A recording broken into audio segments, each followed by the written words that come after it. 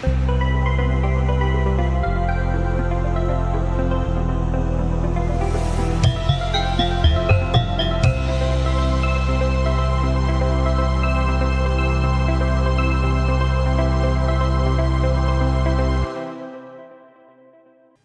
anak-anak hebat, apa kabar kalian hari ini?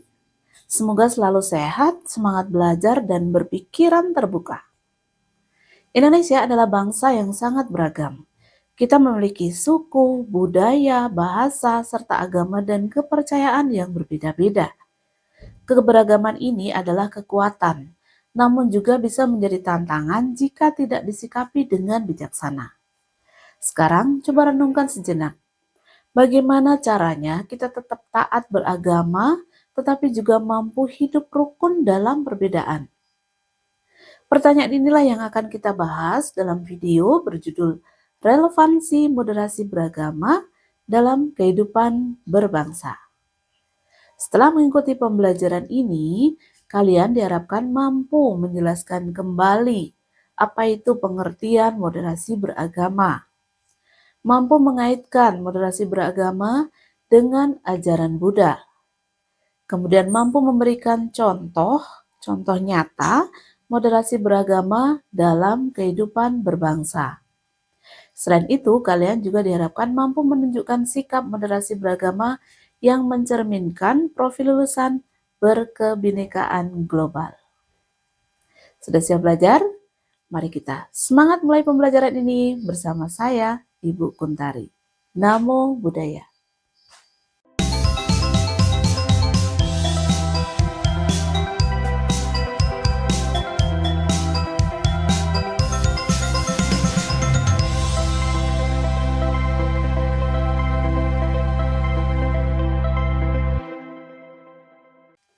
Anak-anak, masih ingat dengan konsep moderasi beragama dalam agama Buddha? Ya, moderasi beragama adalah cara beragama yang seimbang, tidak berlebihan dan tidak ekstrem. Sikap ini mengajarkan kita untuk menjalankan agama secara sungguh-sungguh, namun tetap menghormati hak orang lain dalam menjalankan keyakinannya.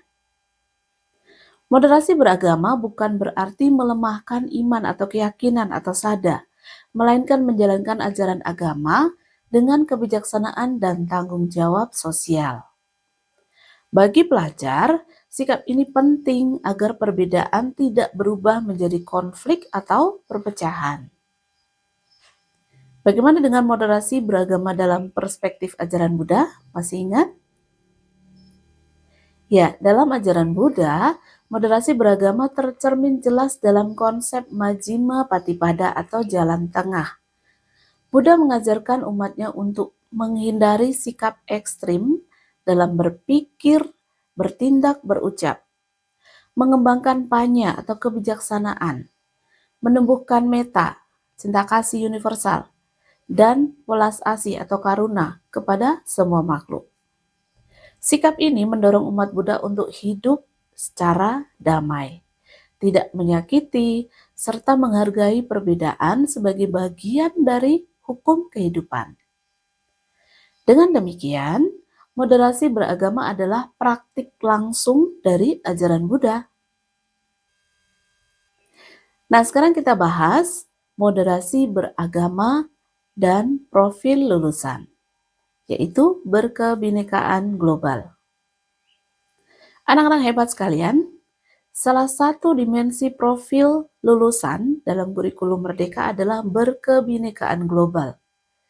Dimensi ini menekankan bahwa peserta didik atau murid Indonesia harus menghargai keberagaman agama, budaya, dan juga pandangan hidup, mampu berinteraksi secara adil dan setara, mampu menjaga identitas diri sekaligus terbuka terhadap dunia global. Moderasi beragama sangat sejalan dengan dimensi ini. Sebagai pelajar Buddha, kita harus tetap teguh pada ajaran Dhamma, namun harus bersikap terbuka, dialogis, dan menghormati setiap perbedaan. Inilah wujud pelajar Buddha yang berkarakter berkebinekaan global, berakhlak luhur, dan juga cinta damai. Bagaimana contoh nyata moderasi beragama dalam kehidupan berbangsa? Berikut adalah contoh-contohnya. Misalnya, menghormati hari besar keagamaan yang ada di Indonesia. Setiap agama memiliki hari raya. Sikap moderasi terlihat ketika umat agama lain saling menghormati pelaksanaan ibadah tanpa gangguan atau ejekan. Hal ini menunjukkan bahwa perbedaan keyakinan tidak menghalangi persaudaraan sebagai bangsa Indonesia. Berikutnya adalah kerjasama lintas agama dalam kegiatan sosial. Dalam kegiatan sosial seperti kerja bakti, bakti sosial, atau penanganan bencana, masyarakat dari berbagai latar belakang agama bekerja bersama. Ajaran Buddha memandang tindakan ini sebagai wujud welas asih dan cinta kasih universal yang tidak membeda-bedakan. Berikutnya adalah musyawarah dalam menyelesaikan perbedaan di sekolah maupun di masyarakat. Perbedaan pendapat pasti sering terjadi kan? Nah, sikap moderat ditunjukkan dengan cara mendengarkan pendapat orang lain, tidak memaksakan kehendak, mengutamakan dialog, dan juga tentu musyawarah. Ini mencerminkan nilai jalan tengah dalam ajaran Buddha. Berikutnya, bijak bermedia sosial. Sebagai generasi digital, pelajar perlu menunjukkan moderasi beragama di media sosial dengan cara tidak menyebarkan ujaran kebencian, tidak mudah terprovokasi isu agama, menggunakan media sosial untuk menyebarkan pesan-pesan damai.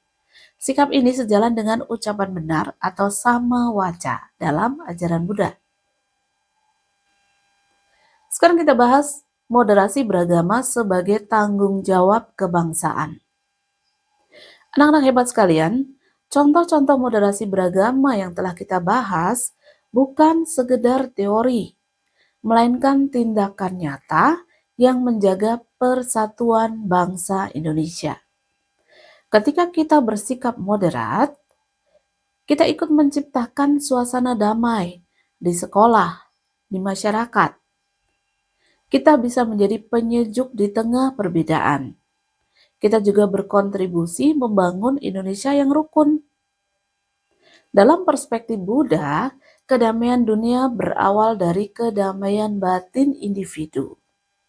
Jika setiap orang mampu bersikap bijak dan moderat, maka kehidupan berbangsa akan berjalan dengan harmonis. Sekarang coba renungkan, sudahkah kita bersikap adil dan bijaksana saat berbeda pendapat?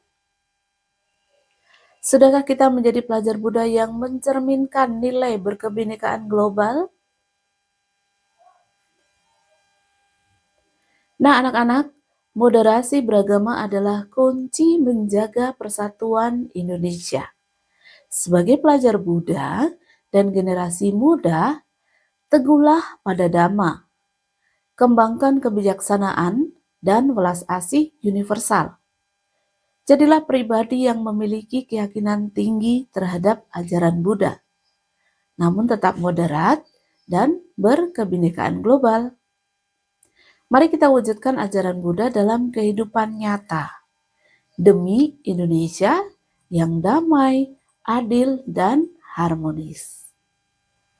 Terima kasih atas perhatian kalian, dan kita akan berjumpa lagi dalam video-video berikutnya. Jangan lupa gunakan LMS belajarbuddha.id untuk mengerjakan soal-soal kuis dan juga membaca materi lainnya. Tetaplah bersemangat berbuat baik di mana saja, kapan saja. Sabe sata, Bhontu Sukitata, semoga semua makhluk hidup berbahagia. Sadu, sadu, sadu. Namo Buddhaya.